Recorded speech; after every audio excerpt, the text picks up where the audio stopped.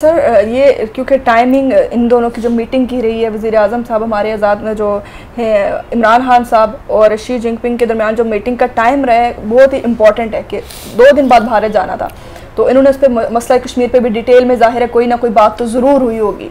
तो क्या आपको नहीं लगता कि वो कोई ना कोई इस पे मसला कश्मीर पे जो है ना तजावीज़ ले के जाएंगे भारत में, मोदी से इस पर बात करेंगे, इसीलिए बुला के पहले मीटिंग की गई ताकि उनको ज़्यादा अच्छे से खित्ते की सूरत हाल का अंदाज़ा हो सके।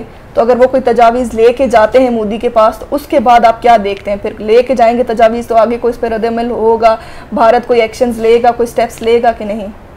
या अगर वो तजावीज़ उनको देंगे और उनके पास ले जाएंगे तो भारत को उस पर कोई ना कोई जवाब देना होगा और भारत को उस पर कुछ सोचना पड़ेगा कम से कम कि ये आगे क्या किया जाए। और ये बहुत अहम है कि पाकिस्तान के वज़ीर आज़म से चीन के सदर ने और उनके वज़ीर आज़म ने भारत जाने से कबल वो मुलाकात की, क्योंकि आपको पता है मुझे इल्म है अब मेरे सफारतकारी के तजुर्बे के बिना पे कि चीन आजकल वो चीन का सदर जो है वो 1-1 साल 2-2 साल तक किसी को टाइम नहीं देता है। यानी वो बहुत मसरूफ़ लीडर है, बहुत बड़ी पोजीशन है उसकी, तो वो तो बहुत मुश्किल से अपॉइंटमेंट्स देता है। तो पाकिस्तान के वज़ीर आज़म के लिए इतना वक्त निकालना बिल्कुल एंड उस वक्त जबकि वो भारत जाने वाला है, तो वो ये बहुत बड़ी बात है। ये एक अलामत है कि वो हमें क्या अहमियत दे रहा है पाकिस्तान को। और फिर तजावीज़ की बात की है आपने, मैं और आप नहीं जानते कि आया ये कोई ऐसी बात है या नहीं है, लेकिन बहुत मुमकिन है कि वो कोई तजावीज़ ले जाएं और कम से कम तजावीज़ हो या ना हो, कम से कम भारत को इस बात का एहसास दिलाएंगे कि कश्मीर के मसले के लिए उनको फ़ौरन के फ़ौरन कुछ काम करने हैं, कि कर्फ्यू उठाना है और वो जो कम्युनिकेशन ब्रेकडाउन है वो ख़त्म करना है। सर एक बात जिसको हमारे मीडिया ने भी इवन नोट नहीं किया, बहुत अहम है कि चीन की मिलिट्री ने भी ये बयान दिया है कि कश्मीर पर पाकिस्तान का मौक़िफ़ प्रिंसिपल है।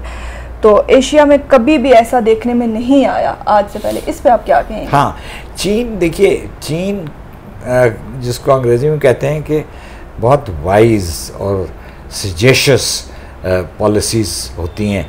चीन की जो तहज़ीब है वो बहुत पुरानी तहज़ीब है और चीन के बयानात जो हैं बहुत सोचे समझे होते हैं और वो सेंसेशनल बातें नहीं करते हैं, वो एकदम से कोई एक्साइटमेंट नहीं दिखाते हैं। तो चीन में ये बहुत मुदब्बर सोच होती है। तो ये उसने उसके बावजूद ये कहा है कि जो चीन की मिलिट्री ने कि पाकिस्तान के उसूल का मौक़िफ़ उसूलों पे मबनी है, ये बहुत बड़ी बात है। ये एक इंडिकेशन है कि वो क्या देखना चाहते हैं और वो देखना चाहते हैं कि यहाँ के मसाइल को उसूली तौर पे हल किया जाए। सर भारत के मीडिया को बहुत ही ज़्यादा आग लगी हुई है इस बात पे और उनका ये कहना है कि जब चीन के सदर आएंगे तो उनके उस दौरे में कश्मीर पे बात नहीं की जाएगी, ये भारत का अंदरूनी मसला इन दो ममालिक का, भारत और पाकिस्तान का, जबकि दुनिया भी इनके इस मौक़िफ़ को रद्द कर चुकी है। बिल्कुल, और जब इनका दिल करता है तो वो उसको इंटरनेशनलाइज कर देते हैं, बिल्कुल कोई भी ऐसे मसले को। अब जैसे कुलभूषण यादव का केस वो क्यों ICJ में ले गए, बिल्कुल इंटरनेशनल कोर्ट ऑफ जस्टिस में? अगर वो सिर्फ हमारा बाहमी मामला है तो फिर वो सिर्फ हमसे बात करते, लेकिन जब उनका दिल करता है तो वो वहाँ ले जाते हैं। ये कश्मीर का मसला भी भारत ही ले गया था अक़वाम मुत्तहिदा में, सलामती काउंसिल में। तो ये सब उनकी ऐसे ही एक उनके मुनाफ़क़त है, वो उनकी सोच की डिवियस सोच है। तो वो इस तरह की बातें करते हैं, इसमें कुछ नहीं धरा है और दुनिया भी जानती है कि ये ऐसी बातें कर रहे हैं। सर जैसे आपने पहले भी बात की कि पाकिस्तान और चाइना के बहुत अच्छे ताल्लुकात हैं, इनमें बहुत दोस्ती है उसी दोस्ती के हवाले से सबसे अहम बात ये कि अभी रिकॉर्डिक में जो चाइनीज़ कंपनीज़ के दरमियान जो माहिदा हुआ था, वो वहाँ पे आके सोने और तांबे के ज़खायर तलाश करी थी, उसकी वजह से उनका वो माहिदा कैंसिल करके और जो केस बना था वो इंटरनेशनल उसको कोर्ट में लेके गए थे और वहाँ पे पाकिस्तान पे तकरीबन 6 अरब डॉलर का जुर्माना भी हुआ था। लेकिन अभी सुनने में ये आया कि वो जुर्माना नहीं पाकिस्तान से मांग रहे और वो दोबारा वही कंपनीज दोबारा आ रही हैं सोने और तांबे के ज़खायर को ढूंढने के लिए। तो ये एक पाकिस्तान की बहुत बड़ी कामयाबी नहीं है इसमें? जी हाँ, बिल्कुल। और मैं समझता हूँ कि मैं तो गवर्नमेंट में नहीं हूँ, मैं हुकूमत में होता था, अब नहीं हूँ। मैं समझता हूँ कि वो बहुत गलत फ़ैसला था। हमने जो फ़ैसला दिया उस वक्त रेकोडिक में, वो हमने बहुत गैर उसूली बिना पे दिया था। और हमें जो हमने, देखिए एक चीज़ होती है सैंक्टिटी ऑफ द कॉन्ट्रैक्ट, तो हमने जो कॉन्ट्रैक्ट साइन किया था उसको हमें रिस्पेक्ट करना चाहिए। बिल्कुल ऐसे ही है। हम कॉन्ट्रैक्ट को रद्द नहीं कर सकते हैं। यही तो भारत ने किया है कि 370 और 35A रिवोक कर दिया है, ये नहीं किया जाता है।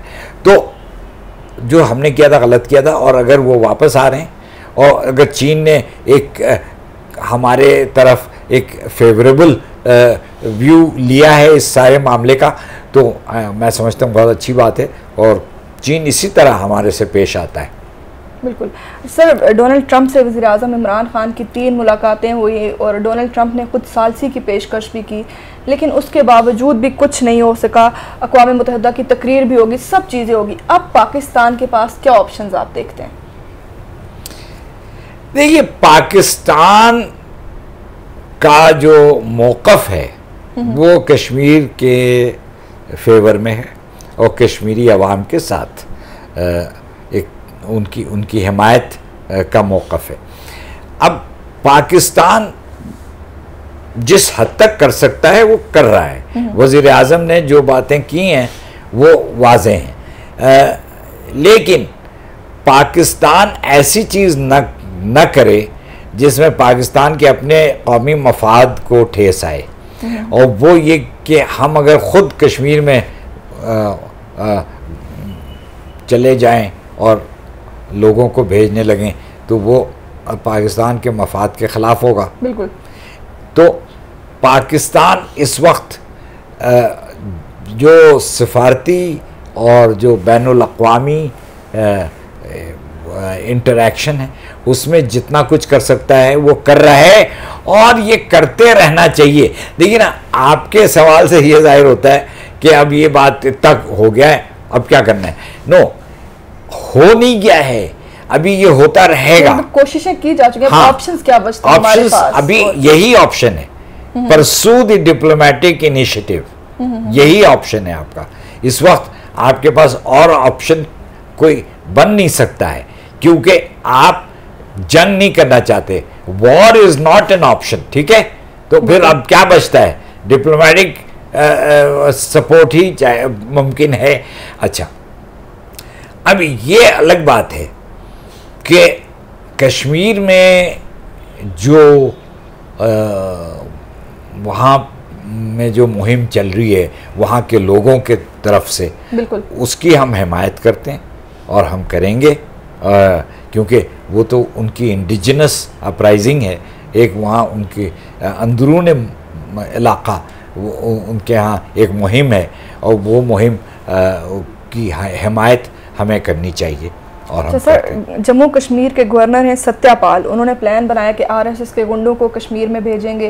पहले ही भारत अपने जुल्म सितम से बाज नहीं आ रहा, आरएसएस के गुंडे भेज के तो क्या वो दुनिया को दिखाना चाह रहे हैं? पूरी दुनिया की नज़रें, पूरी दुनिया देख रही है कि भारत क्या कर रहा है। तो आपको नहीं लगता कि अब वक्त आ गया कि पाकिस्तान को चाहिए बिल्कुल खुलेआम उनको एक डेडलाइन दे कि इस टाइम तक आप कर्फ्यू ख़त्म करें मकबूजा कश्मीर से, वरना फिर या तो तख्त या तख्ता? अब ये टाइम नहीं आ गया आपको? नहीं, तख्त तो तख्ता कभी नहीं करना होगा।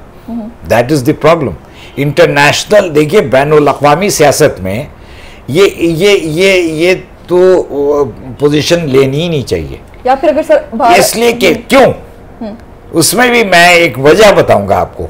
वो वजह क्या है कि आपकी उतनी ताकत है ही नहीं। आप अगर सारे जान माल से लगा दें भारत के खिलाफ तो आप उस ताकत को कम आप उसको मैच नहीं कर सकते हैं, उसका मुकाबला नहीं कर सकते हैं। भारत का जो मिलिट्री बजट है वो हमारे मिलिट्री बजट से कई गुना ज़्यादा है। वो $35 बिलियन सिर्फ असला खरीदने में उन्होंने इस साल लगाया है। हमारे तो पूरे आर्मी का बजट $35 बिलियन नहीं है। तो आप ये तख्ता नहीं कर सकते। लेकिन सर अगर ऐसी बात की जाए तो शायद दुनिया की आंखें खुल जाएं, वो इस पे नहीं, तो इस शायद में आप अपने को तो नहीं तबाह करेंगे, और अगर आप अपने को करेंगे तो कश्मीर की मदद नहीं होगी, क्योंकि आगे चल के क्या होगा, कश्मीर अगर हम उसको उसका हक नहीं दिला सकेंगे तो हम तो तबाह हो जाएंगे, कश्मीर वही का धरा रहेगा, तो मसला तो नहीं ना हल होता है। अच्छा सर, अभी भारत को फ्रांस से एक त्यारा राफेल मिला है जिसकी राजनाथ सिंह जो है पूजा भी कर दी उन्होंने, इतना उसको वो किया है, और साथ ही साथ एक बार फिर से धमकियां देना शुरू कर दी हैं। पहले भी वो धमकियां देते रहे, अभी फिर से जब उनको राफेल त्यारा मिला फ्रांस से तो दोबारा से उन्होंने ये शुरू कर दिया। लेकिन अगर देखा जाए तो हमारी अपनी मिलिट्री के लोगों से जिनसे मेरी भी बात हुई इसी इशू पे, तो उनका ये कहना है कि उनका पास जो त्यारा उन्हें मिला है उसके मुकाबले में पाकिस्तान के पास भी त्यारे मौजूद हैं, और उसका एक, क्योंकि पहले भी हम इस पर बात भी कर चुके हैं कि भारत ने जब भी कोई इस तरह का स्टेप लिया है तो पाकिस्तान ने उसको भरपूर जवाब दिया है। पाकिस्तान के पास मुकाबला करने के लिए पूरी कुव्वत है, ताकत है, और पाकिस्तान की मिलिट्री के साथ साथ अवाम भी उनका मुकाबला कर सकती है। तो उनकी इस तरह की धमकियों को आप कैसे देखते हैं? देखिए, हमारी मिलिट्री इसका जवाब जिस तरह दे रही है, जो आपने बताया कि उनसे आपने बात की है, वो ठीक है, लेकिन मैं हूं डिप्लोमैट और मैं इस तरह नहीं बोलूंगा। मैं देखिए, डिप्लोमैट जो होता है, जंग भी हो रही हो बिल्कुल, तो वो मुज़ाकरात करता है, वो कभी एग्रेसिव एक्शन नहीं लेता है, और उसी से फायदा होता है। कायदे-आज़म ने पाकिस्तान कैसे हासिल किया बीबी? डिप्लोमेटिक और लीगल प्रोसेस से। बिल्कुल ऐसी है। कायदे-आज़म ने बंदूक तो नहीं उठाई थी। बिल्कुल ऐसी है। तो मैं समझता हूँ इसका एक अपना जवाज है, और जो हम लोग का अप्रोच है उससे फाइनली आखिरकार जाकर बेहतरी आती है। और इसमें एक बात मैं और कह दूँ कि इसमें काफ़ी हद तक कश्मीरी कौम को कुर्बानी देनी पड़ेगी। ये हर कौम कुर्बानी देती है। अल्जीरिया ने कुर्बानी दी, वियतनाम ने कुर्बानी दी, ये सर्बिया, कोसोवो जो बोस्निया के मुसलमान हैं उन्होंने कुर्बानी दी। दुनिया भर में हर जगह जिन कौमों को जिस अवाम पे तशद्दुद होता है, उसके हुकूक मारे जाते हैं और नहीं दिए जाते हैं, वो उस कौम को उठ खड़ा होना पड़ता है। तो कश्मीर को खड़ा होना पड़ेगा। बिल्कुल। अच्छा सर, जैसे कि हमारे पाकिस्तान में हर तरह से कोशिश की जा रही है कश्मीरियों का साथ देने की, और हम पुरअमन तरीके से ये कोशिशें कर रहे हैं। आज भी जैसे इमरान खान साहब ने कहा है कि सबसे बड़ी हाथों की जंजीर बना के इजहार यकजहती का उनके साथ इजहार करेंगे हम। तो हम इस तरह के पीसफुल मैसेजेस दे रहे हैं हर तरह से। हर जुमे को कोशिश, पहले इससे ये था कि हर जुमे को लोग घरों से बाहर निकलें और आधा घंटा वो, तो आज उन्होंने सबसे बड़ी इंसानी हाथों की जंजीर बनाने का जो दावा किया, अभी जुमे के बाद इंशाल्लाह वो लोग करेंगे, उसको आप कैसे देखते हैं? हम तो पीसफुल मैसेज देने की कोशिश कर रहे हैं। ये सब बिल्कुल दुरुस्त है और करना चाहिए, और मैं समझता हूँ कि हम हर तरह से जाहिर करें कि हम कश्मीरी अवाम के मुश्किलात को दूर कराना चाहते हैं और उनके हुकूक का एहतराम कराना चाहते हैं। लेकिन सर वहीं पे अगर देखा जाए तो हमारी अपोजिशन और बहुत से लोग ये कहते हैं कि इन जंजीरों से कुछ नहीं होगा, आप आधा घंटा घरों से अगर बाहर भी निकल जाएंगे तो कोई कुछ हासिल नहीं होना। अपोजिशन को इस तरह के हालात में इस तरह की बातें करनी चाहिए या साथ देना चाहिए? अपोजिशन को साथ देना चाहिए। कश्मीर के मामले में कोई कॉम्प्रोमाइज़ नहीं होना चाहिए, लेकिन ये दुरुस्त है कि जो अपोजिशन है, जो बाकी सियासी तंजीमें हैं, जो पार्टीज़ हैं, वो अक्सर हुकूमत को टारगेट करने के लिए, हुकूमत की तरकीद करने के लिए वो उस इशू पे मुख्तलिफ स्टैंड ले लेते हैं और एक अलग रवैया अख्तियार करते हैं। मैं समझता हूँ कश्मीर के मामले में सब मुत्तहिद हों तो बहुत अच्छा है। इससे पूरी दुनिया को भी